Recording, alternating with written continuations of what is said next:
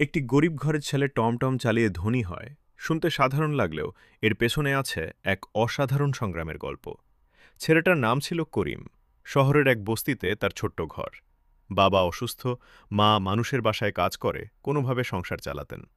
সংসারের হাল ধরার জন্য খুব অল্প বয়সেই করিম স্কুল ছেড়ে দেয়।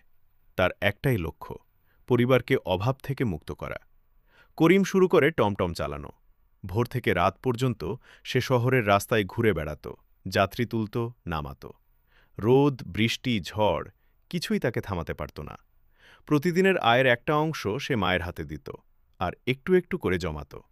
অনেক যাত্রী তাকে অবহেলা করত, কেউ কেউ ভাড়া কম দিত, আবার কেউ খারাপ ব্যবহার করত। তবুও করিম কখনো রাগ করত না।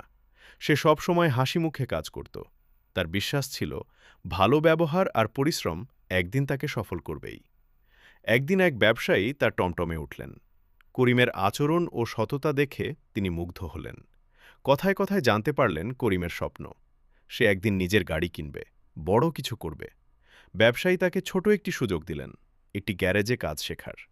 করিম রাতে টমটম চালাত আর দিনে গ্যারেজে কাজ শিখত। ধীরে ধীরে সে গাড়ি সম্পর্কে অনেক কিছু জানতে পারল। কয়েক বছর পর নিজের জমানো টাকা আর সেই ব্যবসায়ীর সাহায্যে করিম একটি ছোট টমটমের মালিক হল। তারপর আরেকটি, তারপর আরও কয়েকটি। সে অন্য চালকদের কাজ দিল, তাদেরও আয়ের সুযোগ করে দিল। এভাবেই করিমের ছোট উদ্যোগ বড় ব্যবসায় পরিণত হল। আজ তার নিজের একটি পরিবহন কোম্পানি আছে। শহরে তার অনেক টমটম, গাড়ি চলে। কিন্তু করিম তার শুরুর দিনগুলো ভুলে যায়নি। সে এখনও সেই বস্তিতে যায়, গরিব মানুষদের সাহায্য করে, অনেক ছেলে মেয়েকে পড়াশোনার সুযোগ দেয়। করিমের গল্প আমাদের শেখায়, কাজ ছোট বা বড় নয়, মনটাই বড়। সততা, ধৈর্য আর কঠোর পরিশ্রম থাকলে টমটম চালিয়েও একজন মানুষ নিজের ভাগ্য বদলাতে পারে।